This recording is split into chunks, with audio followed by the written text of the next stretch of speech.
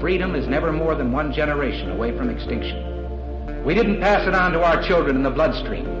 The only way they can inherit the freedom we have known is if we fight for it, protect it, defend it, and then hand it to them with the well-taught lessons of how they in their lifetime must do the same. And if you and I don't do this, then you and I may well spend our sunset years telling our children and our children's children what it once was like in America when men were free.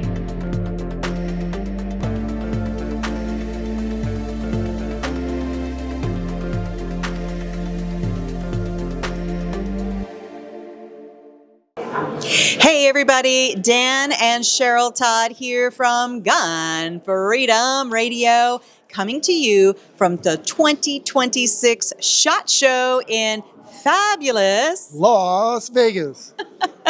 And we love this event because we get to sit down with people from all over the nation doing incredible work towards advocacy and education. And our next guest really embodies both of those. We are sitting down with our good friend Kostas Moros of the Second Amendment Foundation. It's great to finally be on. I know we've been planning this a while, but we finally met up. We were saving to do it in person. So that's it. Yeah. That's it. It's not that your schedule and mine are like completely insane.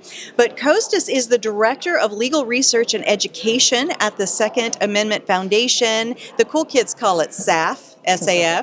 A California attorney since 2015. He is a Supreme Court bar member and prolific Second Amendment litigator, author, and commentator. Welcome to Gun Freedom. I have an impressive resume, it turns out. I didn't know that. Turns out you do. You stick it into ChatGPT, and the next thing you know, right? It was all true, so. It is. And that is what's so impressive. And so when I first discovered you, I don't remember if it was because I'm so involved with everything SAF does or how it was, but I just realized that your X account is one of my daily have-tos to check in and see, okay, what kind of craziness are the people that don't like our rights up to today?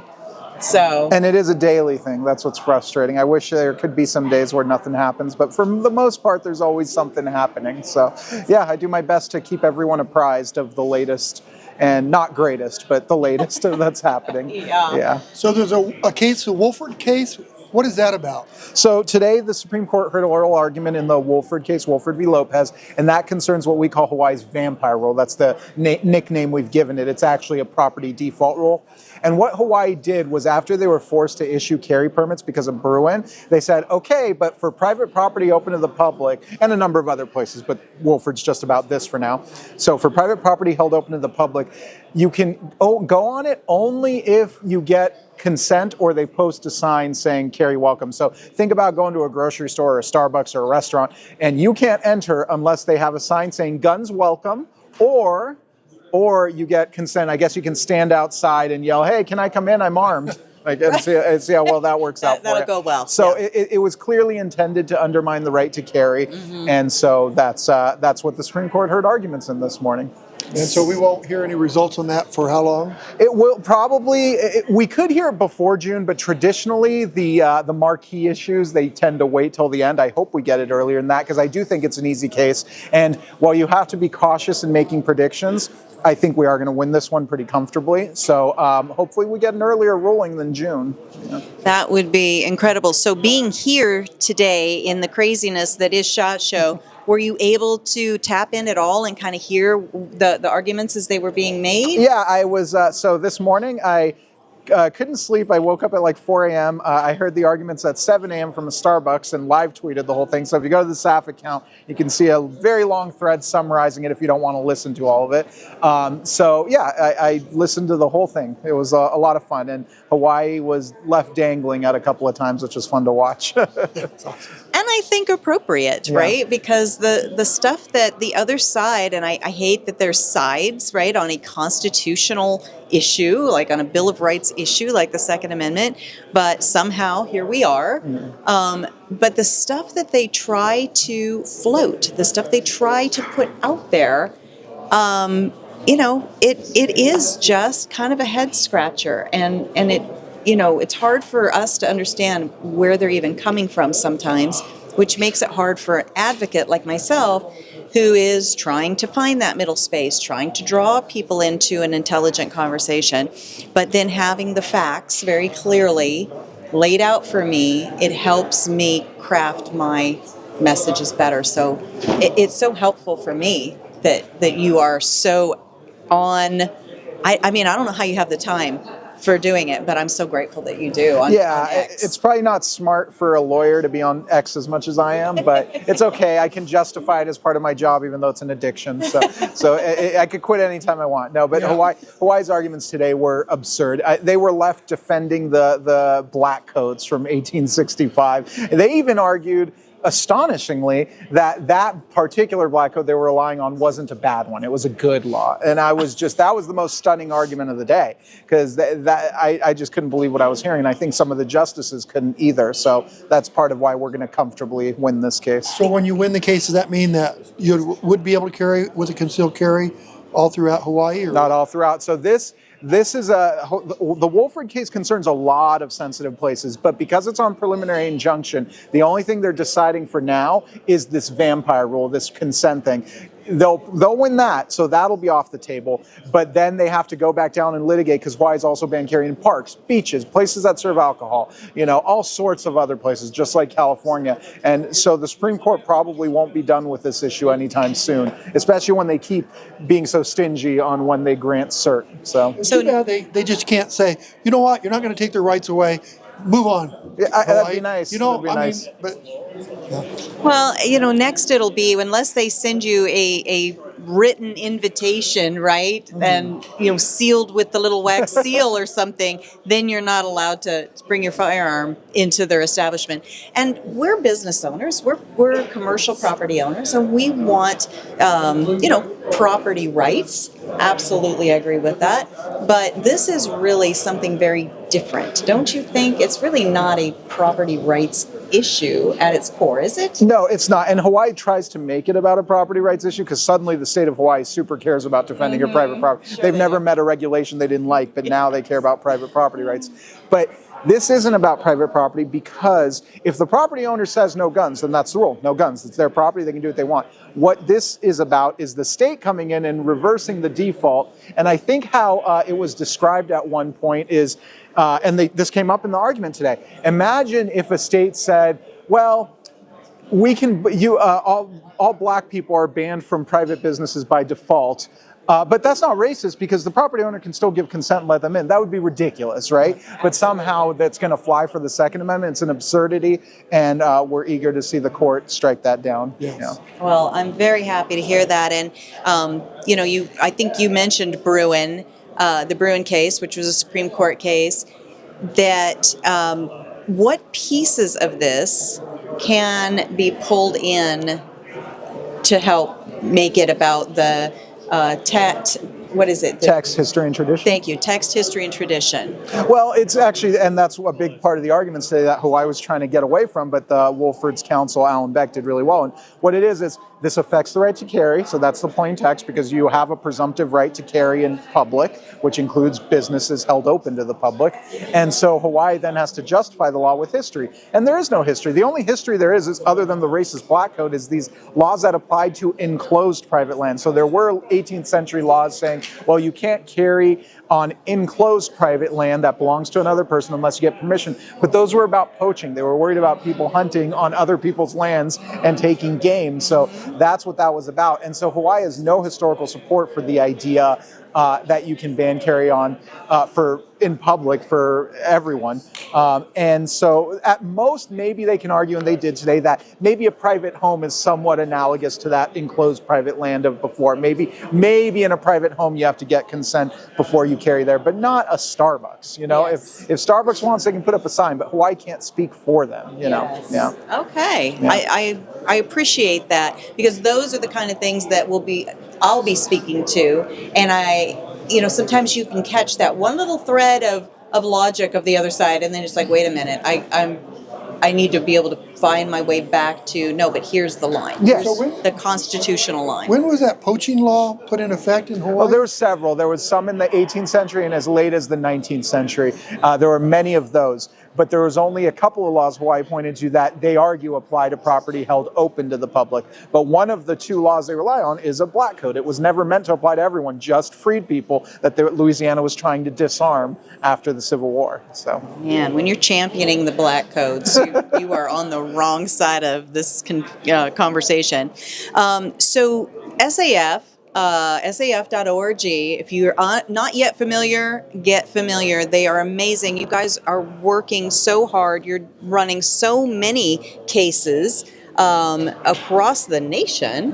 And you were mentioning while we were chatting that there are several other Supreme Court cert petitions that are going on out there. First of all, tell us what a cert petition is, and then kind of dive into what those might be. Sure. So a cert petition is when you have a final ruling, or a preliminary ruling for that matter, from a circuit court, like the Ninth Circuit, the Second Circuit, the highest appeals court level besides the Supreme Court.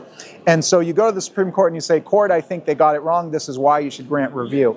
But the Supreme Court, for most of it has original jurisdiction in a few areas, but for the most part, they get to decide which cases they take. And they only take about 60 a year. They used to take hundreds a year. Now it's just 60. And most of those are not Second Amendment cases. So you basically have to beg and plead them to take a case. But SAF has several cert petitions now on a number of issues. I think the marquee one everyone's waiting for is the assault weapons ban. We have a case called Viramontes v. Cook County, and that deals with an assault weapons ban. And the Supreme Court, at least Justice Kavanaugh said, they're going to deal with this issue in the next year or two. Well, we're almost through year one, so I guess it'll be two. So that's one of them we're hoping they grant. We also have another called Schoenthal v. Rule, which is another sensitive places case. It deals with Illinois' banning carry on public transportation. And then we have a couple, or at least one 18 to 20 case. That's there's now a circuit split developed on the 18 to 20 issue, which is, do people under the age of 21 but older than 18 have the full right to keep and bear arms? And we contend yes, because historically they always did.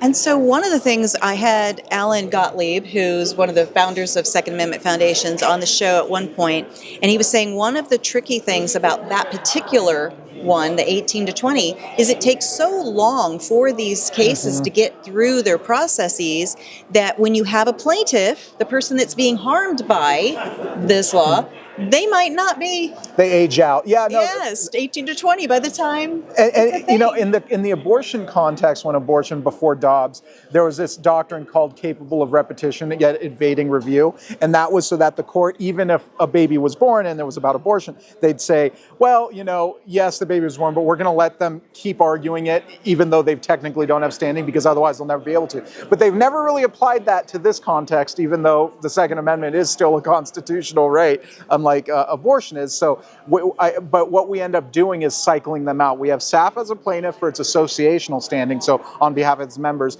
and then we just keep cycling in new young people as they age in. But yeah, that's how those cases have been working. It's, you know, those kinds of things, it never even occurs to the layman's of us, right? Because the court can only decide a dispute. That's what's called a live dispute in front of it. So if somebody turns 22, they're not affected by the law. If they're your only plaintiff, then there's no active dispute anymore, right? And Because the they don't other have side standing. can just drag their feet. Oh yeah, it takes years. So, well, we're almost out of time, but I also wanted to touch base on a big event that the Second Amendment Foundation has been putting on for, what's the number, like 35? Longer than I've been alive, or about as long as I've been alive. And it's an amazing event. It travels to different states. It's called the Gun Rights Policy Conference, the GRPC. And the kickoff day is the Friday when there's a conference called AmCon, which is the Alternative Media Conference. And then it just launches right through the rest of the weekend. This year, it's on September October 25th through the 27th. And where is this going to be? And tell us a little about it. Sure. So we invite a lot of the, because SHOT Show is great, but SHOT Show is more industry side. This is more about the policy and the legal side. And we do invite some industry as well, but it's going to be in Dallas this year. We just announced, so we're excited. I've never been to Texas before, so that should be fun. And so we're going to have a big conference there. You'll see a number of speakers, myself included, but people far more impressive than me as well. And they talk, everyone has about a 10 to 15 minute slot to talk about their ideas in the space, and it's a way for people to network and exchange ideas and move gun policy forward. I think you were a speaker last year too. I have been a speaker on, I think, every year for maybe the past 10 years. Wow. Yeah. They've been very, very generous, Second Amendment Foundation, to invite me back. And it is more than just the opportunity to speak and share, is the networking and the community that gets built there. Mm-hmm. Because those hallway meetings, you'll run into people that maybe you've only ever met online, right? Only ever met by watching their X account, like yourself. And really, I have found and formed true friendships because of the people that come to this. It is the best, it is a no-miss event for us. That was the thing that really helped you, the first one that was in Phoenix that we went to. Yes. You just went in there like a champ and took over. And you got, you meet people and it just spreads. Well, and they did ask me to speak. We had just started Gun Freedom Radio, and I approached them and said, hey, you're in my town and I'd love to be able to speak. And they said yes. I was like, wow, that was amazing.